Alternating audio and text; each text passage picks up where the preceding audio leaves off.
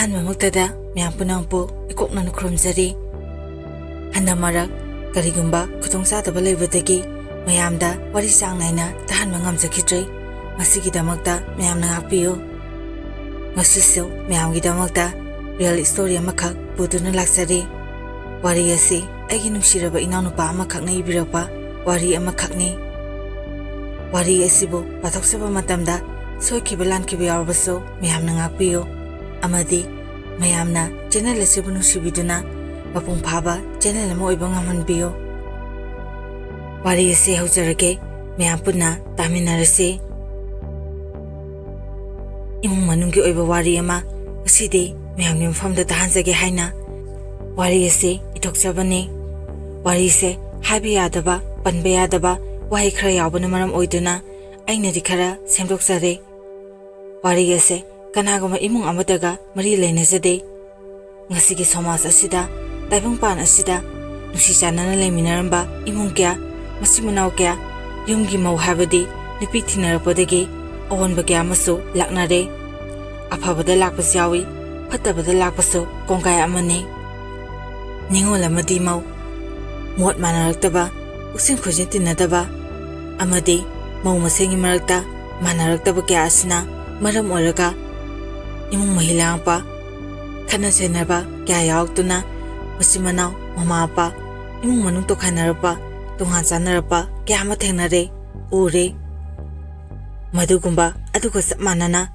ꯑꯩꯒꯤ ꯏꯃꯨꯡꯗꯁꯨ ꯊꯣꯛꯂꯦ ꯍꯥꯏꯕ ꯌꯥꯏ꯫ ꯑꯗꯨꯅ ꯑꯩꯅ ꯋꯥꯔꯤꯁꯦ ꯀꯔꯤꯒꯤꯗꯃꯛ ꯃꯌꯥꯝꯗ ꯁꯦꯌꯔ ꯇꯧꯔꯛꯂꯤꯕꯅꯣ ꯍꯥꯏꯕꯗꯨ ꯑꯩꯒꯤ ꯋꯥꯔꯤ ꯑꯁꯤꯅ ꯃꯌꯥꯝꯗ ꯈꯔꯗ ꯑꯣꯏꯔꯁꯨ ꯃꯤꯠꯃꯥꯏ ꯑꯣꯏꯒꯅꯤ ꯍꯥꯏꯅ ꯏꯊꯣꯛꯆꯔꯛꯄꯅꯤ꯫ ꯐꯖꯗꯕ, ꯇꯥꯕꯗ ꯅꯨꯡꯉꯥꯏꯇꯕ ꯋꯥꯍꯩ ꯋꯥꯇꯥ ꯌꯥꯎꯔꯒꯁꯨ ꯃꯌꯥꯝꯅ ꯉꯥꯛꯄꯤꯔꯝꯃꯣ ꯑꯃꯗꯤ ꯁꯦꯝꯗꯣꯛꯃꯤꯟꯅꯕꯒꯤ ꯇꯥꯟꯖꯥꯗꯨ ꯂꯧꯖꯒꯦ꯫ ꯑꯩꯒꯤ ꯄꯣꯛꯅꯐꯝ ꯂꯝꯗꯝꯗꯤ ꯂꯣꯠꯆꯒꯦ꯫ ꯑꯩꯕꯨ ꯄꯣꯛꯄꯤꯕ ꯏꯃꯥꯗꯤ ꯂꯩꯈꯤꯗ꯭ꯔꯦ꯫ ꯑꯩꯒꯤ ꯕꯕꯥ ꯑꯃꯗꯤ ꯏꯃꯨꯡ ꯃꯅꯨꯡꯒꯤ ꯃꯤꯡꯁꯨ ꯄꯟꯖꯔꯣꯏꯒꯦ꯫ ꯑꯩꯈꯣꯏꯒꯤ ꯏꯆꯤꯟ ꯏꯅꯥꯎꯁꯦ ꯑꯍꯨꯝꯅꯤ, ꯑꯩꯅ ꯑꯇꯣꯝꯕꯅꯤ꯫ ꯑꯩꯒꯤ ꯏꯊꯛꯇ ꯗꯗꯥꯒ ꯆꯦꯆꯦꯒ ꯂꯩ꯫ ꯃꯌꯥꯝ ꯆꯦꯆꯦꯒꯤ ꯃꯤꯡꯗꯤ ꯄꯟꯖꯒꯦ꯫ ꯃꯥꯒꯤ ꯃꯃꯤꯡꯁꯦ ꯁꯅꯥꯊꯣꯏ ꯀꯧꯏ꯫ ꯑꯩꯈꯣꯏ ꯌꯨꯝ ꯂꯣꯏꯅ ꯄꯥꯜꯂꯦ꯫ ꯑꯩꯈꯣꯏꯒꯤ ꯈ꯭ꯋꯥꯏꯒꯤ ꯑꯍꯟ ꯆꯦꯆꯦꯗꯤ ꯂꯥꯏꯕꯛ ꯊꯤꯗꯅ ꯌꯨꯝꯗ ꯍꯜꯂꯛꯇꯨꯅ ꯂꯩ꯫ ꯑꯩꯈꯣꯏ ꯗꯗꯥꯗꯤ ꯊꯕꯛ ꯃꯆꯥ ꯑꯃꯗꯤ ꯇꯧꯋꯦ, ꯄꯨꯂꯤꯁ ꯗꯤꯄꯥꯔꯠꯃꯦꯟꯗ꯫ ꯑꯩꯗꯤ ꯀꯩꯁꯨ ꯇꯧꯔꯝꯗꯦ꯫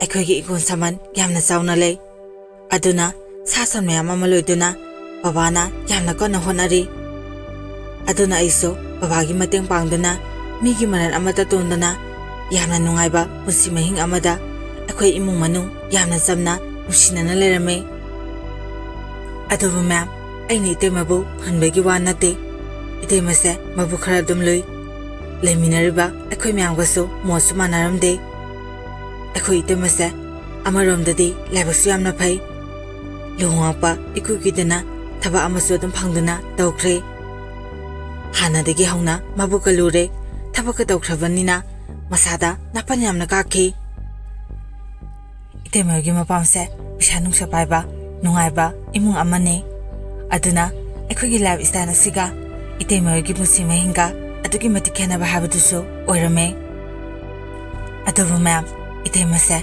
ꯂꯨꯍꯣꯡꯉꯛꯄ ꯆꯍꯤ 5 ꯐꯥꯎꯔꯐꯥꯎ ꯑꯉꯥꯡ ꯌꯥꯎꯔꯝꯗꯦ꯫ ꯃꯄꯥꯟꯂꯣꯝꯗ ꯆꯠꯇꯨꯅ ꯐꯔꯕ ꯍꯣꯁꯄꯤꯇꯥꯜ ꯀꯌꯥꯗꯁꯨ ꯌꯦꯡꯉꯨꯔꯦ꯫ ꯑꯗꯨꯕꯨ ꯑꯩꯈꯣꯏ ꯏꯇꯩꯃꯁꯦ ꯑꯉꯥꯡ ꯑꯣꯏꯕ ꯉꯝꯂꯝꯗꯦ꯫ ꯀꯣꯟꯅꯊꯪꯗ ꯃꯥꯏꯕ ꯃꯥꯏꯕꯤ ꯇꯧꯗꯨꯅ ꯌꯦꯡꯍꯟꯈꯤ꯫ ꯂꯩꯐꯝ ꯀꯌꯥ ꯆꯠꯇꯨꯅ ꯈꯨꯔꯨꯝꯗꯨꯅ ꯑꯉꯥꯡ ꯅꯤꯖꯈꯤ꯫ ꯃꯁꯤꯗꯒꯤ ꯏꯁꯣꯔꯅ ꯆꯥꯟꯕꯤꯕ ꯍꯥꯏꯒꯗ꯭ꯔꯥ, ꯀꯣꯟꯅꯊꯪꯗ ꯏꯇꯩꯃꯁꯦ ꯑꯉꯥꯡ ꯅꯨꯄꯤ ꯑꯃ ꯐꯪꯈꯤ꯫ ꯍꯔꯥꯎꯕ ꯅꯨꯡꯉꯥꯏꯕ ꯐꯣꯡꯗꯣꯛꯄ ꯑꯣꯏꯅ ꯑꯩꯈꯣꯏ ꯂꯩꯀꯥꯏꯗ ꯏꯁꯩ ꯑꯃꯁꯨ ꯁꯤꯟꯗꯨꯅ ꯌꯥꯝꯅ ꯆꯥꯎꯅ ꯄꯥꯡꯊꯣꯛꯈꯤ꯫ ꯑꯁꯨꯝꯅ ꯆꯍꯤ ꯀꯌꯥ ꯍꯧꯈ꯭ꯔꯦ꯫ ꯏꯇꯩꯃꯒꯤ ꯃꯆꯥꯁꯨ ꯍꯧꯖꯤꯛꯇꯤ ꯀ꯭ꯂꯥꯁ 2 ꯀꯥꯔꯦ꯫ ꯏꯇꯩꯃꯒꯤ ꯃꯆꯥꯁꯦ ꯄꯤꯛꯂꯤꯉꯩ ꯃꯇꯝꯗꯒꯤ ꯍꯧꯅ ꯑꯌꯥꯝꯕ ꯃꯇꯝꯗ ꯑꯩꯒꯤ ꯅꯨꯄꯤꯒ ꯑꯩꯒꯤ ꯏꯆꯦꯒꯅ ꯑꯗꯨꯝ ꯂꯧꯕ ꯁꯦꯟꯅꯕ ꯇꯧꯔꯝꯃꯤ꯫ ꯑꯩꯈꯣꯏꯒꯤ ꯏꯇꯩꯃꯗꯤ ꯊꯕꯛ ꯑꯗꯨꯝ ꯀꯥꯔꯕꯅꯤꯅ ꯑꯉꯥꯡꯁꯨ ꯄꯥꯛꯅ ꯁꯦꯟꯅꯔꯝꯗꯦ꯫ ꯑꯩꯈꯣꯏ ꯗꯗꯥꯅ ꯊꯕꯛ ꯃꯐꯝꯗ ꯑꯌꯥꯝꯕ ꯑꯗꯨꯝ ꯂꯩ꯫ ꯁꯨꯇꯤ ꯑꯃꯨꯛ ꯊꯣꯛꯂꯛꯄ ꯅꯠꯇꯅ ꯌꯨꯝꯗ ꯂꯩꯔꯝꯗꯦ꯫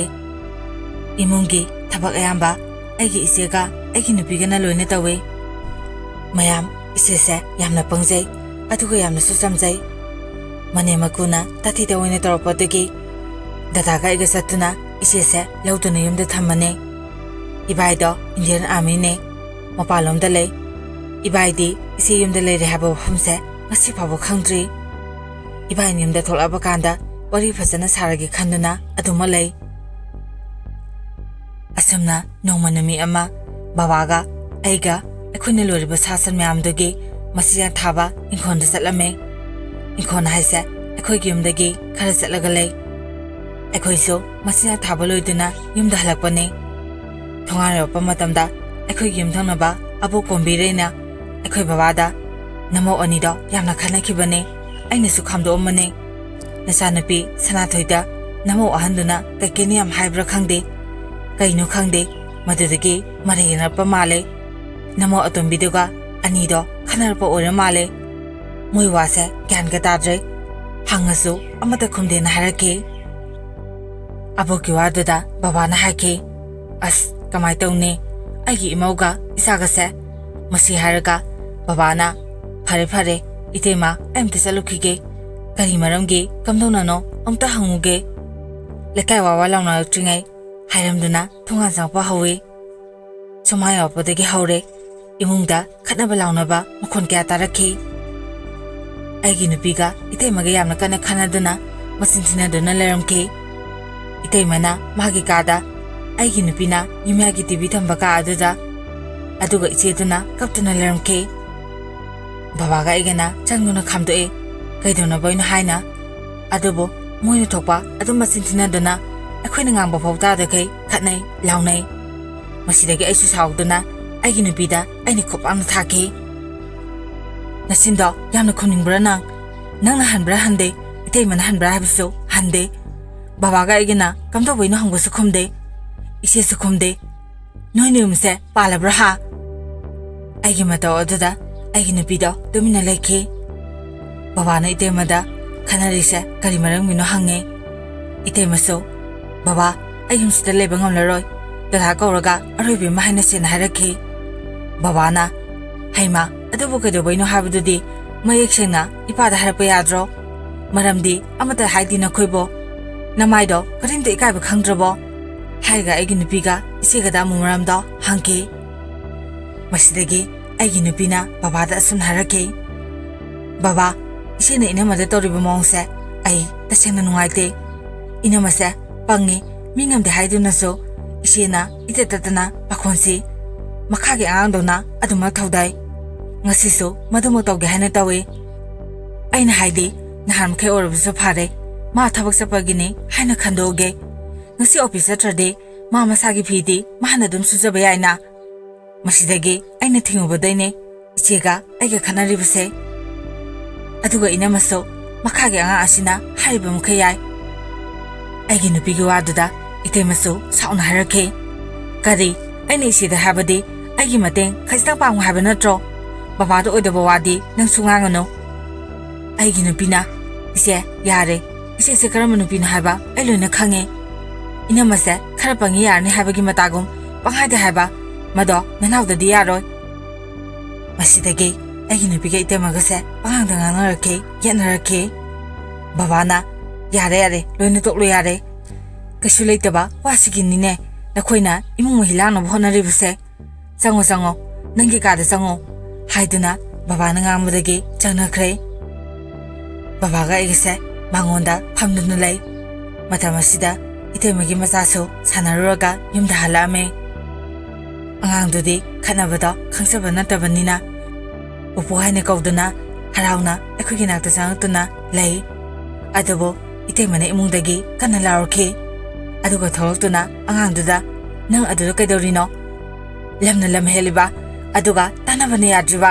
nang imda sangpa yadra ha hariga makhoto laktana paiduna singduna imda pusingke maduda babana hai ehe angangda tusanine noibo tamna haraga pusanba yadro kari mo tawno noina torisibo masi haraga babada mathawai nongai tan lei aina baba imung changlaga phasana pothararo kaimda khalunuse ngahak saunabagi pangang ngangnarine dada tholopaga phasana harase aina habadagi babada mathawai nongai tana tamna imungda sangki hanamara akhoi gi mungda hongai ba mawmo tose masi urba matamda ꯑꯩꯁꯨ ꯁꯦꯡꯅ ꯅꯨꯡꯉꯥꯏꯇꯦ ꯅꯨꯃꯤꯠ ꯑꯗꯨꯒꯤ ꯅꯨꯃꯤꯗꯥꯡꯅꯤ ꯑꯩꯈꯣꯏꯒꯤ ꯏꯃꯨꯡ ꯃꯅꯨꯡ ꯋꯥ ꯑꯝꯇ ꯉꯥꯡꯅꯗꯦ ꯏꯇꯩꯃꯁꯨ ꯃꯥꯒꯤ ꯀꯥꯗꯒꯤ ꯊꯣꯛꯂꯛꯇꯦ ꯆꯥꯛꯇꯤ ꯑꯩꯒꯤ ꯅꯨꯄꯤꯅ ꯊꯣꯡꯂꯤ ꯕꯕꯥꯅ ꯇꯤꯚꯤ ꯌꯦꯡꯂꯤ ꯑꯩꯒ ꯏꯆꯦꯒꯅ ꯏꯇꯩꯃꯒꯤ ꯃꯆꯥꯁꯦ ꯂꯥꯏꯔꯤꯛ ꯇꯥꯛꯄꯤꯔꯤ ꯉꯥꯏꯍꯥꯛꯀꯤ ꯃꯇꯨꯡ ꯑꯩꯒꯤ ꯅꯨꯄꯤꯅ ꯆꯥꯛ ꯂꯣꯏꯔꯦ ꯍꯥꯏꯗꯨꯅ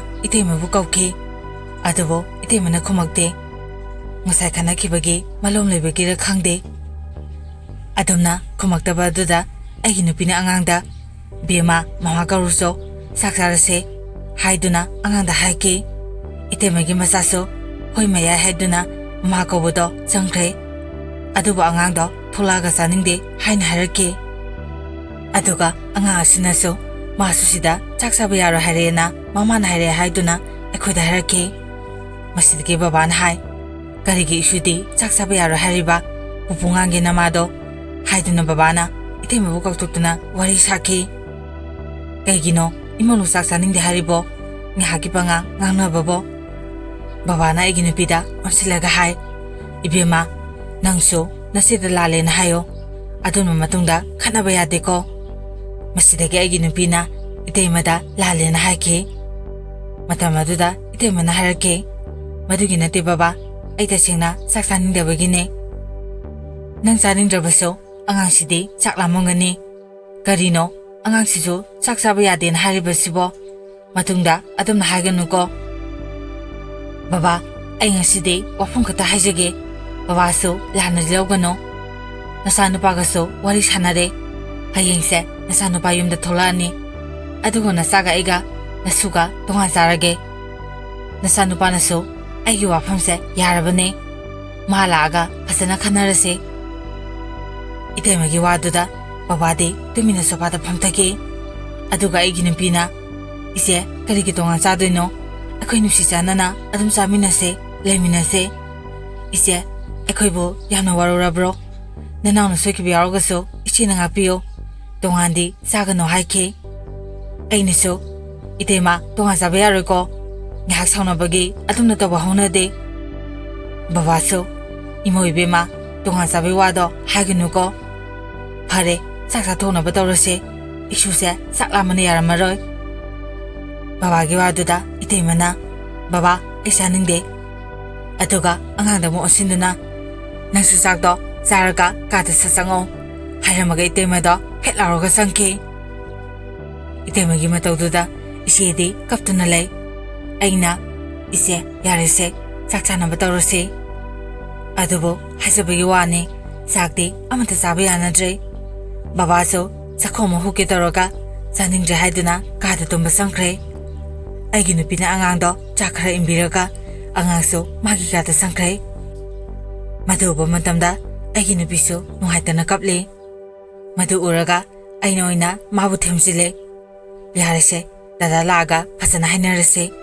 ꯇꯣꯉꯥꯟ ꯆꯥꯒꯦ ꯍꯥꯏꯔꯕꯁꯨ ꯆꯥꯈ꯭ꯔꯁꯅꯨ ꯃꯈꯣꯏꯒꯤ ꯑꯄꯥꯝꯕꯗ ꯑꯩꯈꯣꯏꯅ ꯊꯤꯡꯂꯨꯕ ꯌꯥꯕ ꯅꯠꯇꯦ ꯏꯈꯥ ꯑꯉꯥꯡꯅ ꯍꯥꯏꯗꯨꯅꯁꯨ ꯉꯥꯡꯂꯨꯅꯤ ꯍꯥꯏꯕꯁꯨ ꯅꯠꯇꯦ ꯌꯥꯔꯦ ꯅꯪꯁꯨ ꯀꯩꯁꯨ ꯈꯟꯖꯤꯜꯂꯨꯔꯅꯨ ꯃꯁꯤ ꯍꯥꯏꯔꯒ ꯑꯩꯁꯨ ꯈꯨꯠ ꯍꯥꯝꯗꯣꯛꯑꯒ ꯏꯆꯦꯒꯤ ꯃꯅꯥꯛꯇ ꯆꯪꯉꯛꯈꯤ ꯑꯗꯨꯕꯨ ꯏꯆꯦꯗꯣ ꯍꯧꯖꯤꯛ ꯐꯥꯎꯕ ꯇꯨꯝꯃꯝꯗ꯭ꯔꯤ ꯀꯞꯇꯨꯅ ꯃꯥꯒꯤ ꯐꯃꯨꯡꯗ ꯂꯩꯔꯝꯃꯦ ꯑꯩꯅ ꯏꯆꯦꯕꯨ ꯊꯦꯝꯖꯤꯜꯂꯦ ꯏꯆꯦ ꯀꯩꯁꯨ ꯈꯜꯂꯨꯅꯨꯁꯦ ꯌꯥꯔꯦ ꯇꯣꯛꯑꯣ ꯄꯣꯊꯥꯅꯕ ꯇꯧꯔꯣ ꯏꯕꯨꯡꯉꯣ ꯆꯦꯆꯦꯁꯦ ꯉꯁꯤꯗꯤ ꯄꯨꯛꯅꯤꯡ ꯌꯥꯝꯅ ꯅꯨꯡꯁꯤ ꯆꯦꯆꯦꯅ ꯌꯨꯝꯗ ꯂꯩꯕꯁꯦ ꯅꯈꯣꯏꯗ ꯌꯥꯝꯅ ꯌꯦꯠꯂꯕ ꯃꯥꯜꯂꯦ ꯆꯦꯆꯦ ꯌꯨꯝꯁꯦ ꯊꯥꯗꯣꯛꯇꯨꯅ ꯆꯠꯈ꯭ꯔꯒꯦ ꯍꯥꯏꯅ ꯈꯜꯂꯦ ꯏꯆꯦꯒꯤ ꯋꯥꯗꯨꯗ ꯑꯩꯅ ꯍꯥꯏꯈꯤ ꯏꯆꯦ ꯑꯗꯨꯃꯥꯏꯅ ꯍꯥꯏꯒꯅꯣ ꯏꯆꯦꯗ ꯀꯅꯥꯅ ꯀꯔꯤ ꯍꯥꯏꯔꯒꯦ ꯑꯩꯒꯤ ꯋꯥꯗꯨꯗ ꯏꯆꯦ ꯇꯨꯃꯤꯟꯅ ꯂꯩ ꯏꯆꯦꯒ ꯅꯨꯃꯤꯠ ꯑꯗꯣ ꯑꯩ ꯌꯥꯝꯅ ꯀꯞꯃꯤꯟꯅꯈꯤ ꯏꯆꯦꯒꯤ ꯅꯨꯡꯉꯥꯏꯇꯕ ꯄꯦꯟꯗꯕ ꯀꯌꯥ ꯑꯃꯁꯨ ꯑꯩꯉꯣꯟꯗ ꯇꯝꯗꯨꯅ ꯏꯆꯦꯗꯣ ꯀꯞꯆꯈꯤ ꯇꯁꯦꯡꯅ ꯏꯆꯦꯁꯦ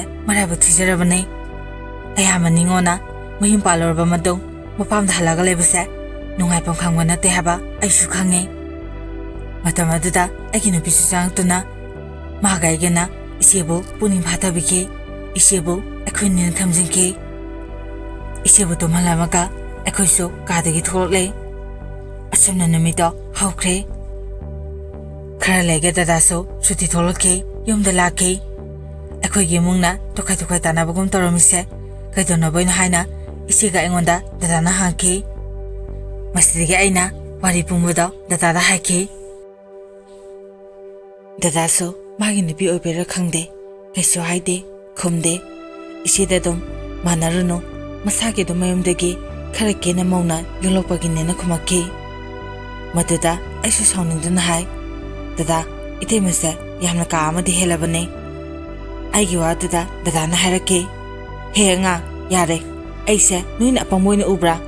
ꯅꯣꯏꯅ ꯍꯦꯛꯇ ꯍꯥꯏꯔꯒ ꯑꯩꯅ ꯊꯥꯖꯒꯗꯕ ꯅꯠꯇꯦ꯫ ꯅꯇꯩꯃꯅ ꯂꯣꯏꯅ ꯄꯨꯝꯅꯃꯛ ꯇꯝꯃꯛꯑꯕꯅꯦ, ꯑꯩ ꯄꯥꯎ ꯂꯣꯏꯅ ꯈꯪꯉꯦ꯫ ꯏꯃꯨꯡ ꯑꯁꯤꯗ ꯀꯅꯥꯅ ꯀꯔꯤ ꯈꯜꯂꯤꯒꯦ ꯍꯥꯏꯕꯗꯣ ꯑꯩꯁꯨ ꯂꯣꯏꯅ ꯈꯪꯉꯦ꯫ ꯃꯗꯨꯗ ꯑꯩꯅ ꯗꯗꯥꯗ ꯍꯥꯏꯈꯤ, ꯗꯗꯥ ꯑꯩꯗꯤ ꯑꯁꯦꯡꯕ ꯑꯆꯨꯝꯕꯗꯣ ꯍꯥꯏꯖꯕꯅꯦ꯫ ꯅꯅꯥꯎꯅ ꯍꯥꯏꯕꯗꯨ ꯊꯥꯖꯗ꯭ꯔꯒꯁꯨ ꯏꯆꯦꯒ ꯕꯕꯥꯒꯗ ꯑꯆꯨꯝꯕꯗꯣ ꯈꯪꯅꯕ ꯍꯪꯉꯨ꯫ ꯏꯃꯨꯡ ꯑꯁꯤꯗ ꯂꯩꯔꯤꯕ ꯃꯤꯄꯨꯝ ꯈꯨꯗꯤꯡꯃꯛꯁꯨ ꯍꯪꯉꯨ꯫ ꯗꯗꯥꯒꯤ ꯍꯦꯛ ꯏꯆꯥꯗꯁꯨ ꯍꯪꯉꯨ꯫ ꯗꯗꯥ ꯏꯇꯩꯃꯁꯦ ꯁꯨꯡꯌꯥ ꯌꯥꯗ꯭ꯔꯦ, ꯌꯥꯝꯅ ꯐꯠꯇ꯭ꯔꯦ꯫ ꯕꯕꯥꯅꯁꯨ ꯏꯇꯩꯃꯕꯨ ꯋꯥꯔꯧꯏ꯫ ꯑꯩꯒꯤ ꯋꯥꯗꯨꯗ ꯗꯗꯥꯗꯣ ꯇꯨꯃꯤꯟꯅ ꯂꯩ, ꯋꯥ ꯉꯥꯡꯗꯦ꯫ ꯑꯗꯨꯒ ꯃꯥꯒꯤ ꯀꯥꯗ ꯆꯪꯈ꯭ꯔꯦ꯫ ꯅꯨꯃꯤꯠ ꯑꯁꯤꯒꯤ ꯅꯨꯡꯊꯤꯜꯒꯤ ꯃꯇꯝꯅꯤ꯫ ꯑꯣꯐꯤꯁ ꯍꯜꯂꯛꯄꯒ ꯗꯗꯥꯒ ꯏꯇꯩꯃꯒ ꯃꯣꯏꯒꯤ ꯀꯥꯗ ꯈꯠꯅꯕꯒꯤ ꯃꯈꯣꯟ ꯇꯥꯔꯛꯈꯤ꯫ ꯏꯇꯩꯃꯅ ꯌꯥꯝꯅ ꯁꯥꯎꯅ ꯃꯥꯡꯒꯣꯟꯗ ꯊꯣꯛꯂꯛꯑꯒ ꯑꯩꯉꯣꯟꯗ ꯑꯉꯥꯡꯗꯤ ꯍꯥꯏꯅ ꯍꯪꯉꯛꯑꯦ꯫ ꯑꯩꯅ ꯏꯇꯩꯃ ꯅꯅꯥꯎꯅꯨꯄꯤꯒ ꯏꯪꯈꯣꯜꯗ ꯆꯠꯂꯝꯕ ꯌꯥꯏ, ꯕꯕꯥꯒꯤ ꯃꯅꯥꯛꯇ ꯆꯠꯂꯝꯅꯤꯅ ꯈꯨꯝꯃꯦ꯫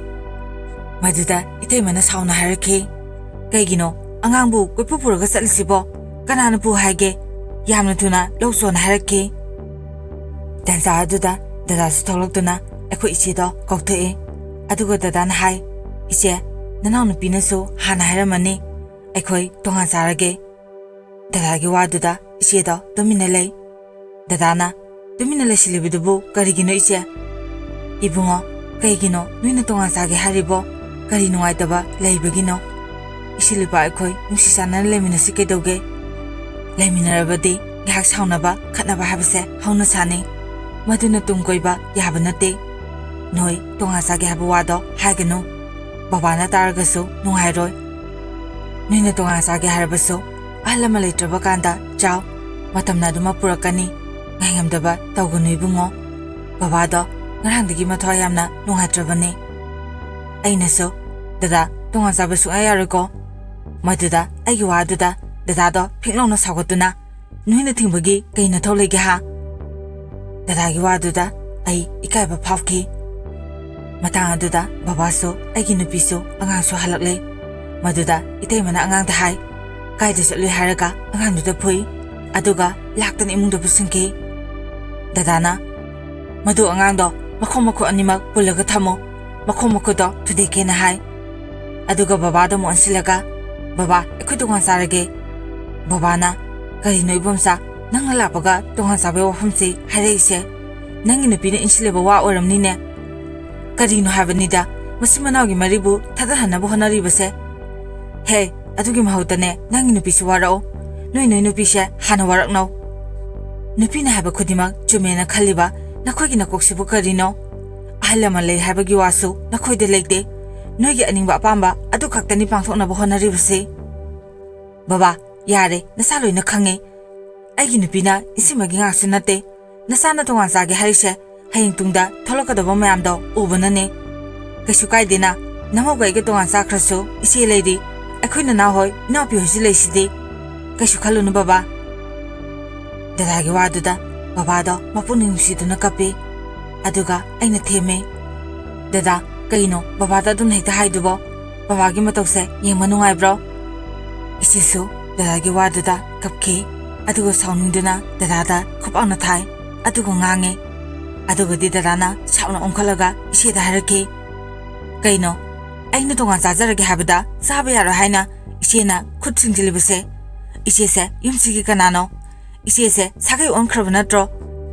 ꯏꯆꯦꯁꯦ ꯌꯨꯝꯁꯤꯒ ꯃꯔꯤ ꯂꯩꯅꯗ꯭ꯔꯕꯅꯦ, ꯑꯗꯨꯅ ꯑꯩꯅ ꯇꯧꯕ ꯊꯕꯛꯇ ꯊꯤꯡꯕꯒꯤ ꯃꯊꯧꯁꯨ ꯇꯥꯗꯦꯅ ꯍꯥꯏꯔꯛꯈꯤ꯫ ꯋꯥꯗꯨꯗ ꯕꯕꯥꯅ ꯌꯥꯝꯅ ꯁꯥꯎꯅ ꯍꯥꯏ, ꯀꯩꯅꯣ ꯅꯪꯅ ꯅꯆꯦꯗ ꯍꯥꯏꯔꯤꯕ ꯉꯥꯡꯂꯤꯕ ꯃꯌꯥꯝꯗꯣ? ꯌꯨꯝꯁꯦ ꯅꯆꯦꯒꯤꯁꯨ ꯁꯔꯨꯛ ꯌꯥꯎꯔꯤꯕꯅꯦ, ꯅꯆꯦꯅ ꯁꯥꯒꯩ ꯑꯣꯟꯈ꯭ꯔꯕꯁꯨ ꯌꯨꯝꯁꯦ ꯅꯆꯦꯒꯤꯗꯤ ꯑꯁꯦꯡꯕ ꯅꯌꯨꯝꯅꯤꯅꯦꯍꯦ꯫ ꯀꯅꯥꯗꯒꯤ ꯇꯝꯃꯛꯄ ꯋꯥꯍꯩ ꯋꯥꯇꯥꯅꯣ ꯅꯪꯅ ꯅꯆꯦꯗ ꯉꯥꯡꯂꯤꯕꯁꯤꯡꯗꯨꯕꯣ? ꯕꯕꯥꯒꯤ ꯋꯥꯗꯨꯗ ꯗꯗꯥꯅ ꯍꯥꯏꯔꯛꯈꯤ, ꯌꯥꯔꯦ ꯕꯕꯥ, ꯅꯆꯥ ꯂꯣꯏꯅ ꯈꯪꯖꯩ, ꯏꯆꯦꯁꯦ ꯍꯜꯂꯛꯇꯨꯅ ꯂꯩꯕ ꯅꯠꯇ꯭ꯔꯣ? ꯅꯨꯄꯥ ꯃꯌꯨꯝꯒꯤ ꯃꯤꯒ ꯃꯣꯠ ꯃꯥꯟꯅꯗꯕꯒꯤ ꯏꯆꯦꯕꯨ ꯑꯣꯠꯄꯤ ꯅꯩꯕꯤꯔꯦ ꯍꯥꯏꯗꯨꯅ ꯃꯧꯄꯥ ꯑꯩꯈꯣꯏ ꯑꯅꯤꯅ ꯏꯆꯦꯕꯨ ꯂꯧꯔꯨꯕ ꯅꯠꯇ꯭ꯔꯣ? Baba, adugumnane, ichega inapagi nupigana, aigi nupida yengliba mieng. Aduga, tongan tahanaba honariba mayamse, aishu loina khange, aigi nupibu fatana unaba siliba natro. Mapan thongdana nungsiba saba, pukta malum thombodo, nasa loina khangjay. Aduna wase makata narushe, akhoi tongan sarage. Haiduna, dadado sauna imungda zangkray. Dadagi wa haiduda, isedo, makon thokna hene kapi. Aigi nupisu kapi. Baba na akhoi do onsilaga, isasa, makhoi gi apamba tawjarasano. Ipa kaisu thingnaroi haraga, laikijaba imabu kauduna, babado kapki. Asumna baba sa sangkray. Namisita silakle, dada itayma angang mogi kada tongana sakray. Angang dusu akhoi gi nakta thadoroktre. Nami adudagi akhoi amata kaunangang naramde. Angang so matam khragi matung boarding da adumak thamkray. Asumna sum haukibana akhoi imagi usop amakatpa taramki. Babana akhoi isilina imung manung pulak punduna wafamse haudorakki. Akhoi se imagi na usopto pasana kasi hainay. Pisa nungsagi matangda babana dadaga itaymagana tolop sabanina puthokna bahaki. Adubu itaymena pisa laitena hana wamangdo yalakki. Baba, pisa do akhoi khaktana loina puthokpudi ngamloi. Akhoi su isa semi maru mapangi mayam asika. Dadana amo nanaw nangsu kaidini tawraga pisa do khara tharang taw. Nataymaga tawraga asangba kayano madudagi tangkhay madi ay puthoge. Hey, nangna thapak tawba habado thoe. Nanaw nupase hojikti yamna wari. Paisa so yamna sanggadaba nate. Yariba mukhaidi nangna oina puthoi bungo. Baba gi wadada dadana sauna haraki. Baba, aina hana hakrabadune. Paisa se pharakta daw male haina. Itaymasu dadana hariba adugumna haraki. Maduda babana thamoi sokna. Laikijaba namagi sahigi usop amakhaktang kasi habasida noina khaliba wakhanse karino ibungo. Nakhoina pisa paiba haibado thokli. Nanaw nupase yengba ngamdre. Aduna nine aina haribase. Yari baba, misang mikhai nabigi wase toklase. Magisu mana angamba puto. Aisu aina angamba putoge. Ngamaga katlase. Ngamdraga tuose na haraki. Phare phare, nakhoigi nathawdo tawjaruro. Baba, kaino baba na haidubo. Nasa ilaisidi. Nasa pisa thoktrasu. Nasa na ngamnaba. Imagi damuktadi aina tawgani. Asumna hujikte imagi usopto loikre. Dada itaymado sausinaraga aduma puthokidre. Aina pisado puthokduna imagi usopto katkhi. Usop loibaga hek nongambaga yumdu thadokduna itaymagi mapamda dadaga itaymagado chakre. Akhoina khamlabasu yakhide. Adumak chatkre. Hujikte yumse isik sikhi. Matam khragi matung akhoi babaso masa nungairaktabadagi hospital pukhatkhi. Adubu dadadadi paudo haidre. Doktor na babagi anabase kidney animak fail ore haina confirm oiki. Masidagi hospital da aduma laiki. Babadi somjilaki. Masidagi sesena dadada pau haiko na haraki. Aina seseda ise ai habatale haraga karibu kana doino haraga ai aduma haidre. Adubu namna ise na fondo taw haiduna fondi tawki. Aina phone tawba matamda itaymana pakhale. Aduga kailarage na hange. Aina itayma dada laitabro. Itaymana kari hage noi dadado tumi. Akhoi babado hosina ragalay. Dadaga itaymaga amta laon hage na taropane. Maduda itaymana nang dada pahalake haraga phone pahalake. Aduga aina dadada wari pumbali. Dadaso lake na harake. Asumna hapta ma haukraba matung numit ado babagi aroiba numit ne. Babana dadaga itaymaga uninga haina tapna masinda soli. Akhoi haisabagi wani myam ngahak sauningbagi pangangangkibay wani. Asiguma tanja asida babagi matawse yengma ngamde. Babana itaymaga dadaga angangagi uningbagi matawse uba matamda akhoi nena thamoise masitana kaikhi. Thamoisida dada itayma noyamta lao babaga unaru lao haina thamoisida itayma amadi dadabo kauki. Babase surungumna tarokhi. Mina korpa matamda ha noi dada laaba hainasu hayarki. Madu taraba matamda ichidi hikneina kapki. Dada amadi itemaso lakani haraga aduma lakidre. Adubo aina aroibo oina aina phone tawki. Adubo dadagi phone do off haraki. Numito babadi itema amadi dada uba phangda akhoi thadokduna ningamdana aduma sakre.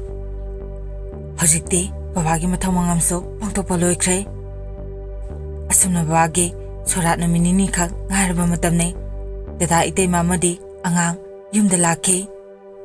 Matamdo asiba hangbagi lekagi mi kharaso phamlaga lei. Aidi dadaga itemagado uba matamda shase sauningmana thaktakniki. Imungdagi napi hainaba thangai lauthokduna nang changkano imung asida nang chamugi mathau tade. Mapa ma michimanabu nushiba khangdaba mapana siramdagi mikupau mapagi manakta lakningdaba kulolotpa nupi ngamba nang hek imung sangma matamda aina hatkani hairaga aina kulaw lawi aigi nupi lekai myamna aibu khami aibu saudana ba phathai aina mu hai nangdi aigi amba orabaso nangdi saga sapmanai aina yamna thamoi sona kaplaga hai babagi aroiba mikupta dadaga itemaga amtang uzage haina haramane angangsibu amtang uzage haiduna babana kapkiba matam aduda nakhoi lakhibra babagi aroiba mikupta masubu amtang uzage haiduna kyara hakiba adubu matam aduda kyarakno nakhoida ina lakna bhaijakhiba aibu nusidrabaso babagi khalaga nakhoi lakba yaina haiduna angabagum ai hikningna kapke leiriba mayamnaso dadaga itemagada yamna ngakhi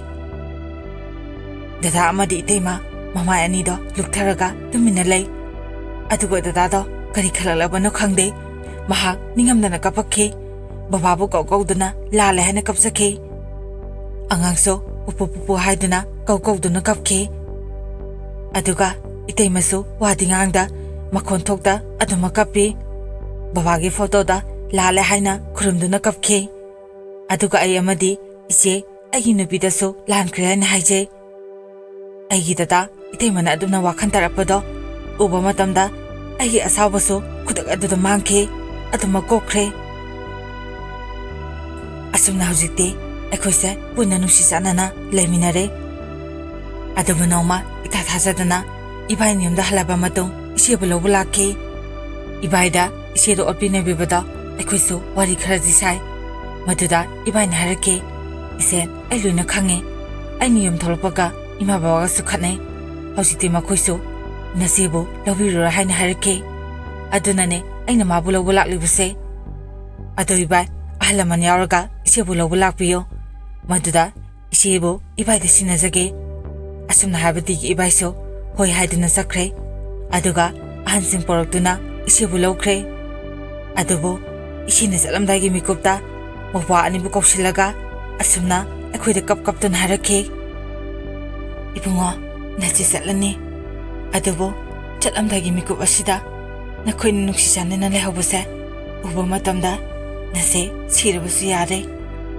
matang asida baba aduna hingamlabadi nase na kyada nungaigadaba nase na matam chupada khanbase ipana khoi anina matam pumbada nuksi janana punna leibaduni aiso ipurabagi manakta leiraga ahalama singi chaba tawjaraga aigi ima babagi laman singba saklage adubo nakhoina khangadabase ningol mapokse yamna tole pukning nungsigale mapung mapasingna ahenba karisu pidrabaso nungsiba phajaba wahai amatang haibiba matamda punamak penthokpa ngami habase nakhoi khangchilo iseso halakpi mingthom phanglabine adubo mase kanasu oiningba phangningba nate phare ise salage nakhoi khana sainadana nungayapana palo masi haramlaka ise do ibaiga ningamdana sakre